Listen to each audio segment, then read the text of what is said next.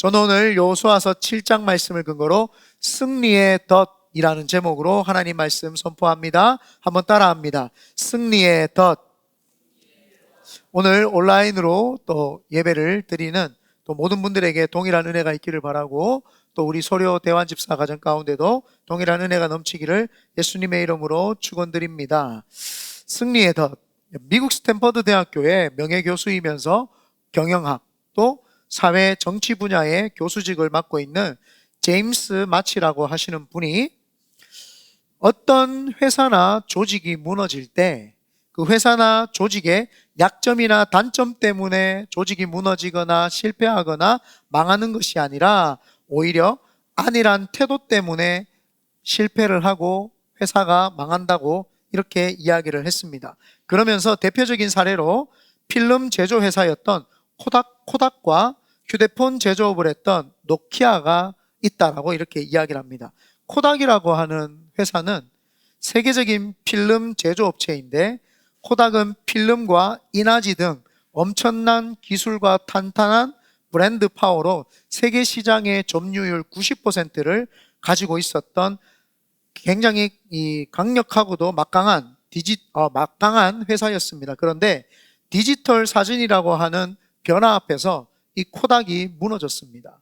이 코닥은 많은 경영학 도서에 성공 사례로 이렇게 등장을 했는데, 이제는 실패 사례가 되었습니다. 왜냐하면 디지털 사회에 적응을 하지 못하고 자신들이 예전에 성공했던 방식에만 취해서 안일한 태도를 취하면서 그들이 몰락을 하게 되었죠.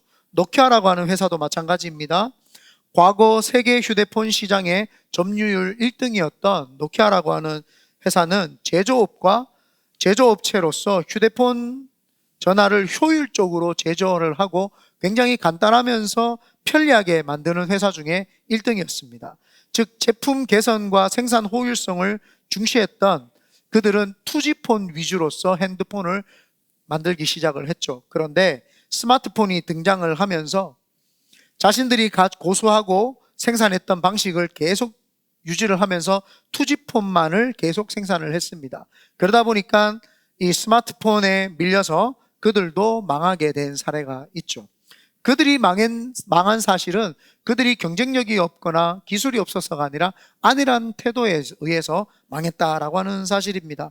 오늘 본문에 보면은 이와 똑같은 사람들과 백성들이 나옵니다. 여리고성을 점령을 하고 승리에 취해 있었던 여호수아와 이스라엘 백성들은 이 또 다른 땅을 차지하기 위해서 조금씩 발걸음을 옮기는 상태였습니다.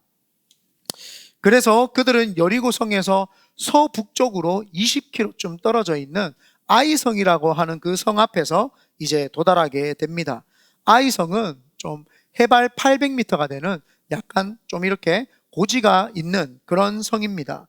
여리고성보다는 웅장하지도 않고 담벼락이 높지도 않습니다. 그렇지만 여리고성보다 조금 넓은 땅을 가졌고, 그리고 그 속에 살고 있는 사람들의 숫자는 학자들과 신학자들의 또 고고학자들의 의견이 조금 다르지만 대략 한 12,000명 살지 않았을까, 이제 이렇게 추정을 해봅니다. 여호수아는 그래서 이 아이성 앞에 가서 정탐꾼을 보냅니다. 이 아이성을 좀 둘러보고 와서 우리에게 보고를 해라. 그래서 정탐꾼을 보냈는데, 정탐꾼이 아이성을 다 둘러보고 돌아와서 보고를 하는 내용이 이렇습니다. 여호수아 장군에게 무장한 군인 2-3천 명만 올라가도 쉽게 점령할 수 있는 작은 성입니다. 그 성을 점령하러 가면 될 것 같습니다. 그래서 여호수아도 무장한 군인 3천 명을 보내서 아이성을 점령하라고 보냅니다.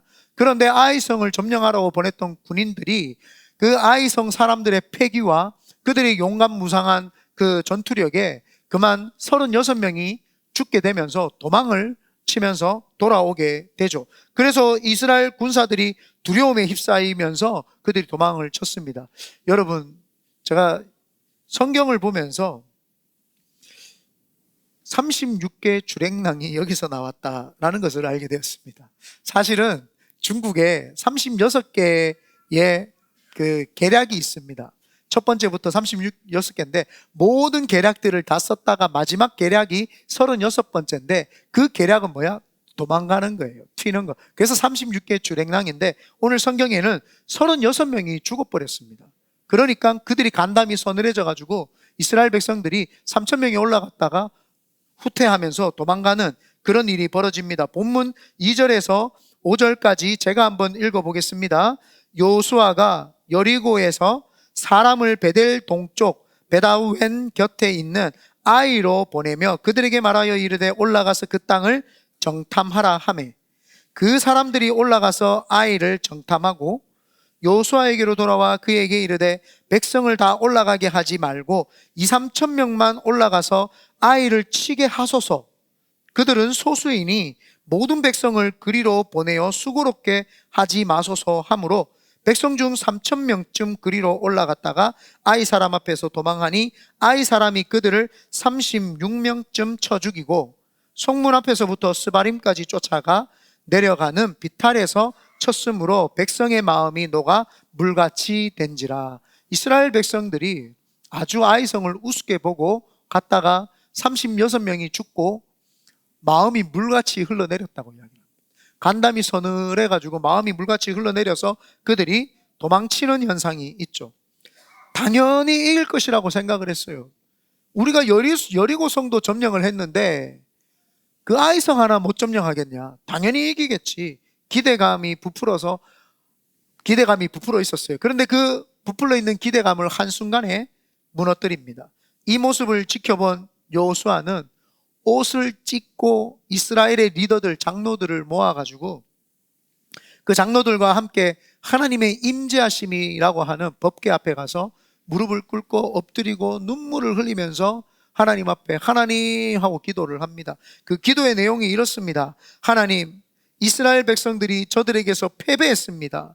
이제 가나안 7족속들이 이제 가나안 7족속들에게 우리가 뭐라고 해야 합니까? 오히려 저들이 사기가 등등하여서 우리에게 달라들고 우리를 죽일 것입니다. 이제 주님의 크신 이름을 위해서 도대체 어떻게 해야 됩니까? 라고 하면서 가슴을 치고 옷을 찢으면서 회개를 하면서 하나님 앞에 기도를 했습니다. 여기서 우리가 발견해야 되는 것이 있습니다. 승리 뒤에 찾아온 덫입니다. 승리 뒤에 찾아온 덫을 우리는 발견할 수 있어야 되죠. 여리고성을 점령하고 의기양양했던 그들은 그만 안일함에 빠지게 된 것입니다. 먼저는 전쟁을 승리로 이끌게 되면 승리를 이끌어 주신 하나님 앞에 나아가서 예배 드리고 하나님 앞에 감사해야 되는데 이들은 성경 어디에 찾아봐도 하나님이 여리고성을 무너뜨리고 그 초롱성 같은 성을 하나님이 그들에게 함락시킬 수 있도록 허락해 주셨으면 제일 먼저 해야 되는 것이 하나님 앞에 예배하고 감사를 올려드려야 됩니다. 그런데 이스라엘 백성들은 하나님 앞에 예배하지 않고 감사를 하지 않았죠. 그리고 또 한 가지가 뭐냐 하면은 정탐꾼을 보내고 그 정탐꾼들이 와서 보고를 합니다. 아이성은 작고 소수니까 우리가 담벼락도 낮으니까 아이성을 점령해야 됩니다. 2-3천 명만 보내면 됩니다. 라고 하는 보고를 받았어요. 그 보고가 틀렸을까요? 정탐꾼들이 봤으니까 정확하게 봤을 거예요. 아마 보니까 아낙네들, 남자들, 군사들 할 수 있는 남자들 말고 노인들, 아이들, 아낙네들 빼고 나니까 별로 군사들이 없어요. 그리고 무장하지도 않은 것 같았어요. 그리고 담벼락이 낮으니까 2-3천 명 가도 쳐들어갈 수 있을 것 같아요. 그러면 여호수아가 하나님 앞에 그들이 기도를 해서 하나님 이거를 주셨습니까? 안 주셨습니까? 물어야 되는데 묻지 않았어요. 여기에서 이 두 가지를 보면은 알 수 있는 것이 여기서 우리가 이들이 뭘 어디에 안일했느냐를 알 수 있냐 하면은 그들이 승리의 덫에 빠져 있다는 거예요. 이 승리가 하나님이 주신 것이 아니라 자신들이 그 승리를 했다라고 하는 그런 기분 속에서 이들이 있었던 것이죠. 여리고성을 점령을 했으니까 얼마나 의기양양했겠습니까? 아무도 점령하지 못했던 여리고성을 점령을 했는데 이들 마음에 아주 부푼 마음이 있었죠. 우리가 승리했다, 내가 이겼다, 우리가 이겼다. 하나님은 온데간데 없어요. 하나님이 우리로 하여금 승리해 주셨다. 하나님이 우리로 하여금 이것을 취하게 하셨다. 하나님이 우리로 하여금 이것을 허락하셨다. 그래서 하나님을 찬양하고 하나님을 높여야 되는데 그렇게 하지 못했습니다. 왜요? 자신들이 생각할 때 자신들이 이것을 승리했는 것 같거든요. 우리가 이것을 취했는 것 같거든요. 하나님은 이제 뒷전에도 없어요. 그리고 가나안 7족속들이 이스라엘 백성들을 보니까 두려워해요. 이 백성들은 과히 무서운 존재들이다. 두려워하니까 의기양양해진 거예요. 어깨에 힘이 들어갔어요. 이제 우리가 모든 걸 다 할 수 있을 것이라는 생각이 들어간 거예요. 그러니까 이 사람들이 그 패배를 하고 나서도 하나님이 허락하신 것을 이해하지 못했던 것이죠. 그런데 오늘 본문 1절에 보니까 이렇게 이야기를 합니다. 다 같이 한번 읽어보겠습니다. 시작. 이스라엘 자손들이 온전히 바친 물건으로 말미암아 범죄하였으니 이는 유다 지파 세라의 증손 삽디의 손자 갈미의 아들 아간이 온전히 바친 물건을 가졌습니다. 여호와께서 이스라엘 자손들에게 진노하시니라. 하나님이 이렇게 이야기를 하세요. 이스라엘 백성 중에 아간이라고 하는 사람이 있는데 그 사람이 하나님께 온전히 바쳐진 금, 은, 동, 철 중에 그것을 훔쳐다가 자기가 가져간 거예요. 왜 아간이라고 하는 사람이 그것을 훔쳐갔을까요? 왜 그것을 가져다가 자기가 취했을까요? 자기들이 생각할 때에 이 성공이 자기들에게 있었다고 생각을 했던 거예요. 왜요? 점유율이라고 생각을 했던 거죠. 이게 뭐예요? 이 사람이 물건에 하나님께 손대면 안 되는데 손을 댔다라는 거예요. 이것은 자신들이 생각했을 때 포상이라고 생각했던 거예요. 전리품이라고 생각했던 것이죠. 내가 이 전쟁에 이겼고 우리가 이 전쟁에 이겼으니까 당연히 내가 전리품을 가져가도 되지, 포상품을 내가 가져가도 되지, 이런 아니라는 생각을 가졌던 거예요. 왜요? 하나님이 승리를 주셨다라는 것을 까먹었던 거죠. 그러니까 하나님께 예배하지 않고 하나님께 감사하지 못했던 것입니다. 그래서 승리의 덫에 걸린 거죠. 이스라엘 백성들, 근데 하나님이 신기하게도요 이것을 복수명사로 써요. 아간이 잘못했다라고 하지 않고 복수명사로 쓰는데 상반절에 보니까 이스라엘 자손들이 온전히 바친 물건으로 이스라엘 자손이라고 이야기를 해요. 또 1절 하반절에 보니까 이스라엘 자손들에게 진노하시니라. 아간에게 진노하시니라. 아간이 온전히 하나님께 바친 걸 훔쳐갔더라 이렇게 말하지 않고 이스라엘 자손들이, 하나님이 이스라엘 자손들에게 진노하셨더라, 복수명사를 씁니다. 왜 여기서 복수명사를 썼느냐? 아간이라고 하는 사람이 전쟁에서 이긴 물건을 자기가 몰래 취해가지고 가져갔어요. 이건 뭐예요? 하나님이 허락하신, 하나님이 이 전쟁에 승리한 것이 아니라 내가 승리했다는 거예요. 내 의지대로 승리했다고 하니까 그걸 훔쳐갔던 거예요. 그런데 왜 하나님은 여기서 복수명사를 썼느냐? 이스라엘 백성들 마음에 다 그걸 가지고 있었던 거예요. 아간은 직접 훔쳐갔지만 이스라엘 백성들 속에서도 우쭐한 마음이 있었던 거예요. 우리가 이겼다, 내가 이겼다, 우리가 승리했다, 우리 백성들 힘이 좋다, 우리 백성들이 잘했다. 그 모든 사람들의 마음에 그 우쭐함이 있었던 거죠. 아간이라고 하는 사람은 대표격이고 그 아간의 마음이 모든 사람들에게도 사실은 있었던 거예요. 우리가 승리했다. 그러니까 하나님 앞에 예배드리지 아니하고 감사하지 않았던 것이죠. 그런데 이 승리의 덫에 걸린 사람은요, 아간과 이스라엘 백성 모두뿐만 아니라 리더십이었던 여호수아도 그 덫에 걸려 있었어요. 여호수아도 승리에 취해서 그 덫에 걸렸습니다. 오늘 우리가 아까 3절 4절에 보니까 정탐꾼을 보내는 내용이 나오잖아요. 정탐꾼을 보냈을 때 정탐꾼들이 보니까 아이성에 대한 정확한 보고를 했어요. 그러면 리더십 여호수아는 그 보고가 정확하겠구나. 그래, 아이성에 가보니까 군사로 싸울 만한 사람들이 얼마 되지 않고 무장한 군인들이 얼마 되지 않구나, 성벽은 낮구나, 그런 이제 데이터와 이성적인 거와 과학적인 거와 그 모든 분석한 것들을 다 가져옵니다. 그러면 여호수아는 그때 뭘 해야 되느냐? 하나님 앞에 기도를 해야 되죠. 하나님, 이 아이성을 하나님 붙이셨는데 칠까요 말까요? 이렇게 기도를 했어야 돼요. 아니, 어쩌면은 여리고성을 점령하고 난 다음에 하나님 어느 쪽으로 갈까요를 먼저 물어봤어야죠. 아이성에게 먼저 가는 것이 아니라 하나님 어느 성으로 가기를 원합니까? 저희가 북쪽 가기를 원합니까? 남쪽으로 가기를 원합니까? 서쪽으로 가기를 원합니까? 여기서 예배하기를 원하십니까? 하나님 뭘 하기를 원하십니까? 제일 처음에 리더십이 그걸 물어봤어야 되는데 자기가 승리의 덫에 걸린 거죠. 의기양양해가지고 승리에 도취되어가지고 20km밖에 되지 않으니까 제일 가까운 아이성 앞에 갔던 거예요. 그리고는 정탐꾼이 보고를 했을 때 그 보고 앞에서 하나님 이걸 저희들에게 붙이셨어요? 안 붙이셨어요? 칠까요 말까요? 물어봐야 되는데 여호수아는 물어보지 않았던 것이죠. 지금 리더십까지 지금 승리에 도취되어 가지고 분별력을 잃어버렸어요. 그래서 하나님의 말이 아니라 여호수아가 지금 정탐꾼의 말을 들은 거예요. 하나님의 말을 들었어야 되는데 여리고성을 칠 때 우리가 지난주에 철저하게 뭐 했어요? 이해되어지지 않는 순종, 이해되어지지 않는 언행, 그 이해되어지지 않지만 입을 다무노라. 이해되어지지 않는 것들을 하나님이 시켰잖아요. 언제 그걸 시켰어요? 여호수아가 하나님 여리고 앞에서 어떻게 할까요? 라고 여쭤봤을 때 하나님이 그 방법을 가르쳐 주셨죠. 그런데 승리에 도취되다 보니까 안일에 빠져 있었던, 그러다 보니까 분별력이 떨어졌던 여호수아가 하나님께 묻지 않고 정탐꾼을 보내고 정탐꾼이 보고한 대로 3,000명을 보낸 거예요. 그러니까 리더십이 너무너무 아이성을 우습게 보고 3,000명만 보낸 거죠. 사실은 800m 고지에 있다라고 하면은 그 고지는 전쟁에서 제일 중요한 것이 위치를 차지하는 게 고지전입니다. 그래서 그 고지에 있다고 하는 성은 위에서 밑으로 바라볼 수 있기 때문에 어떤 적군들이 언제 어디 시에 오는지를 다 확인할 수가 있습니다.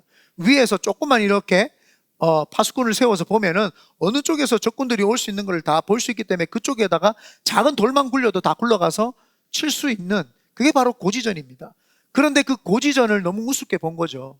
여리고성, 초롱성 같은 여리고성을 무너뜨리니까 너무나도 안일하게 봤던 거예요. 그리고 아이성 사람들은 이스라엘 백성들이 3,000명 올라오는 걸 다 미리 보고 있었어요. 다 보고 있었기 때문에 전쟁에서 그들이 오는 것을 바로 칠 수가 있었죠. 그러니까 자신들이 생각할 때는 거기에 아이성에 도달하기만 하면은 이스라엘 백성들은 아이성 사람들이 성을 버리고 혼비백산에서 다 도망갈 줄 알았나 봐요.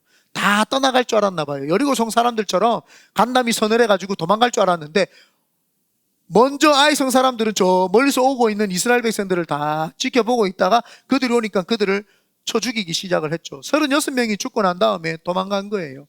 여호수아가 너무나도 착오적인 생각을 했던 거죠. 지형지물이 산을 끼고 있기 때문에 초롱성과 같은 성이 사실은 오히려 아이성입니다. 여리고성은 오히려 평지에서 언덕에 있었지만 오히려 이 아이성은 산 꼭대기에 있으니까 산을 뒤로 넘어올 수도 없고 이게는 너무너무 그냥 병풍과 같이 이 성을 지켜주는 그 성이 바로 이 아이성입니다. 그런데 이스라엘 백성들은 너무나도 이 방어 체계를 우습게 생각을 하고 덤벼들었던 거죠. 왜 이렇게 되었느냐 봤더니 지혜를 주시는 분이 하나님이세요. 그래서 지혜의 근본은 하나님이시라. 근데 그분이 지혜를 허락하지 않으면 사람이 어떻게 돼요? 시야가 좁아지게 되죠. 나도 모르는 사이에 어떤 공간에 갇히는 거예요. 아마 여호수아는 아이라고 하는 성에 눈이 가게 되었고 시야가 좁아져서 그거밖에 보지를 못했던 거예요. 그리고는 그 공간 속에 갇혀가지고 계속 아이성에만 집중을 했던 것이죠. 그러니까 다른 것들을 볼 수 있는 눈이 안 생겼던 것입니다. 우리의 삶 속에서도요, 나도 모르는 사이에 시야가 좁아져 있다면 다시 한번 하나님께 조용히 나아가서 우리가 그분의 주권과 지혜를 인정하게 되시기를 예수님의 이름으로 축원드립니다. 이렇게 패배한 여호수아와 이스라엘 백성은 이제서야 이제 조직의 쓴맛을 안 것이죠. 조직의 쓴맛을 보고 나니까 하나님께 기도를 합니다. 그때 다시 하나님의 음성이 들리기 시작을 해요. 참 좋으신 하나님이죠. 시야가 좁아져 있고 분별력이 떨어져서 하나님 앞에 범죄하고 있는 이스라엘 백성들에게 다시 기도하니까 하나님께서는 그들에게 다시 음성을 들려주시기 시작을 합니다. 좋으신 하나님께서는 우리가 부족한 상태에 있다고 할지라도 기도하면 들어주시는 줄 믿습니다. 그 음성의 내용이 이렇습니다. 누군가가 하나님께 드려진 것을 도둑질했다. 그래서 그 사람을 색출해 내어서 그 가족과 그 재산과 그 모든 것을 불살르라고 명령을 한 거예요. 누가 내 것을 도둑질했으니까 그 사람을 축출을 해내라. 그 가정과 자녀들과 하인들과 그 다음에 노비들과 소와 양과 그들의 모든 재산을 그냥 가져다가 다 불살라버려라, 이렇게 이야기를 했습니다. 그 색출해내는 방법이 뭐냐 하면은 제비 뽑는 방식입니다. 제비 뽑는 방식인데 그 음성을 듣고 응답을 받은 여호수아는 다음날 아침 일찍이 일어나서 12지파의 리더들을 불러 모읍니다. 12절입니다. 또 여호수아가 아침에 일찍이 일어나니 제사장들이 여호와의 궤를 메고 제사장 7은 죄송합니다. 제가 7장을 보고 6장을 보고 있었습니다. 16절입니다. 이에 여호수아가 아침 일찍이 일어나서 이스라엘을 그의 지파대로 가까이 나오게 하였더니 유다 지파가 뽑혔고, 제비를 뽑는데 12지파들을 쭉 뽑아놓고 12지파의 이름이 적혀있는 종인지 아마 대나무였을 가능성이 많다라고 이렇게 이야기합니다. 대나무나 작대기 같은 것에다가 지파의 문양이나 이름을 아마 썼을 거예요. 그래서 12지파의 문양을 하고 뽑으라고 했더니 뽑았더니 12지파 중에 유다 지파가 나옵니다. 여러분, 유다의 자녀는 3명인데 다말에게서 2명의 쌍둥이가 나옵니다. 한 사람이 그 다말에게서 쌍둥이가 나오는데 베레스와 세라입니다. 그런데 유다 지파가 뽑히니까 베레스 족속과 세라 족속 중에 이제 이름을 적어서 베레스와 세라 이름을 딱 적고 뽑으라고 했더니 딱 뽑았더니 세라라고 하는 이름이 나옵니다. 그래서 그 세라 족속 중에 이제 세라 중에 세라가 살아 있을 당시에 리더십을 받았던 아들들과 손자와 증손자까지가 뽑았더니 삽디라고 하는 이제 가문이 뽑힙니다. 그래서 그 삽디라고 하는 가문 중에서도 아들과 손자와 증손자들을 불러 모아가지고 뽑았더니 갈미의 아들 아간이라는 사람의 이름이 딱 뽑히게 되죠.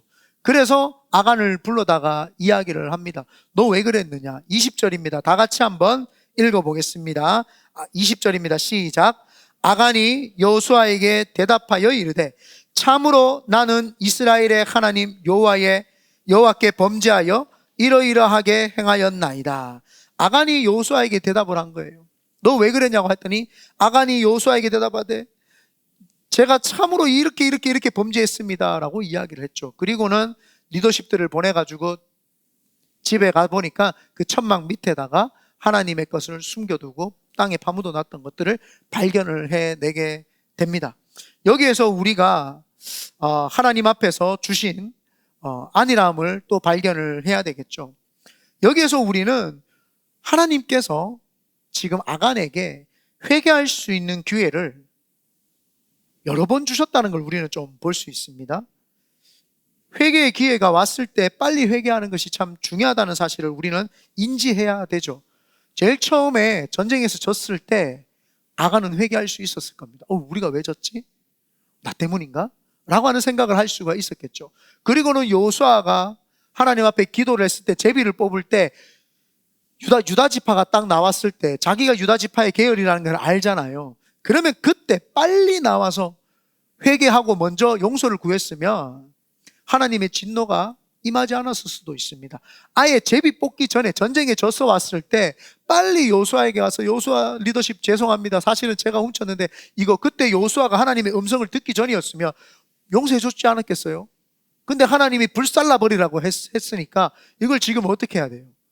그래도 중간에 먼저 나와서 자복을 하면은 하나님은 통회하고 자복하는 자를 그 사람을 주홍같이 보지 아니하고 흰 양털같이 보신다고 했는데 자복을 했으면 주님이 아마 아간이라고 해도 아마 용서를 해줬을 겁니다. 그런데 점점 지금 몇 번에 걸쳐서 좁혀오는 그 회개의 공고를 이 아간은 무시했던 거죠. 우리도 신앙생활을 하다 보면 어쩌면 이 부지중에 죄를 지을 수도 있고 또 습관적으로 짓는 죄도 있고 창의적으로 짓는 죄는 잘 없어요. 나는 창의적으로 이런 죄를 지어야 되겠다 이런 분은 잘 없죠. 그래서 내가 부지중에 짓기도 하고 그 다음에 습관에 의해서 죄를 짓기도 하고 또 순간순간 나에게 제일 약한 부분으로서 죄를 짓는 경우가 있죠. 그럴 때 우리는 뭘 해야 되냐면은 빨리 하나님 앞에 나와서 즉각 회개를 할 때 하나님이 우리 심령 상태를 마음을 열어주실 줄 믿습니다. 그래서 이 아간이라고 하는 사람을 통해서 우리는 회개하는 것에 안일해서는 안 되겠구나 라는 것을 조금 이해를 해야 되죠. 그리고는 무엇보다도 나의 부족함 때문에 가정과 공동체와 사회에 좋지 않은 영향을 줄 수도 있다는 사실을 이제는 깊이 인지를 해야 되는 거예요. 내가 회개를 하지 않았더니 아간이 회개를 하지 않았더니요 아간에 있는 가족 전체가 다 죽게 돼버렸고 아간이 죄를 지음으로 이스라엘 전체가 전쟁에서 패망하는 일이 벌어지게 되었던 것이죠. 그러니까 나의 한 사람 때문에 온 가문에게 잘못된 영향력이 끼쳐질 수 있고 우리 사회에 악영향을 끼칠 수 있다라고 하는 것을 우리는 간과해서는 안 되고 안일하게 생각해서는 안 될 줄 믿습니다. 제가 예전에도 한번 이야기를 했죠. 왜 샌프란시스코가 동성애자들이 왜 악영향을 끼치고 있느냐. 원래는 2차 세계대전 때 이 미국에서 사람들 출정식을 할 때에 샌프란시스코에서 배를 띄워서 출정식을 했습니다. 전쟁에 나가서 승리하고 오라고. 그래서 전쟁에 나가서 승리하고 오라고 했는데 일본이 자꾸 깝쳐요. 자꾸 까불고 하니까 봤는데 일본이 못된 행악질을 하는데 무슨 행악질을 하느냐 보니까 위안부 사람들을 끌어다가 여성들을 끌어다가 성놀이개로 쓰는 거예요. 그러니까 미국 사람들이 그 모습을 보고 우리는 저런 전쟁에서 절대 약한 나라의 약소국의 사람들을 찬탈해다가 우리는 성놀이개로 삼지 않겠다. 그렇게 이제 생각을 한 거죠. 그래서 히로시마와 나가사키에 원자폭탄이 떨어지고 난 다음에 그들이 항복을 했죠. 그런데 남성들이 그걸 해소하지 못해가지고 자기들끼리 군대에서 동성애가 벌어지게 된 거예요. 그리고는 그들이 전쟁에서 승리하고 돌아와서 출정식을 했던 그곳으로 개선 장군처럼 돌아와서 우리가 이겼습니다 라고 하면서 샌프란에다가 머물게 됩니다. 그래서 샌프란이 동성애의 성지가 되고 동성애자들이 제일 많은 곳이 되어버린 것이죠. 그들의 선하게 행동을 하려고 했던 마음이 하나님 앞에서 범죄하는 건지 모르고 범죄함으로써 온 지금 캘리포니아 지역과 전 세계의 많은 사람들에게 동성애의 잘못된 것들을 지금 심어 놓았지 않습니까? 그들의 하나의 잘못된 영향력이 얼마나 이런 많은 사회에 파장을 일으키고 있습니까? 마찬가지입니다. 나 하나쯤이야 죄 지으면 어떨까 이렇게 생각하시는 분 계실 수 있지만 나 하나쯤 때문에 우리 가정과 우리 공동체와 우리 사회와 내가 가지고 있는 공동체 모두에 악한 해를 끼칠 수 있다라고 하는 것에 우리는 깊은 인지를 가지고 있어야 될 줄 믿습니다.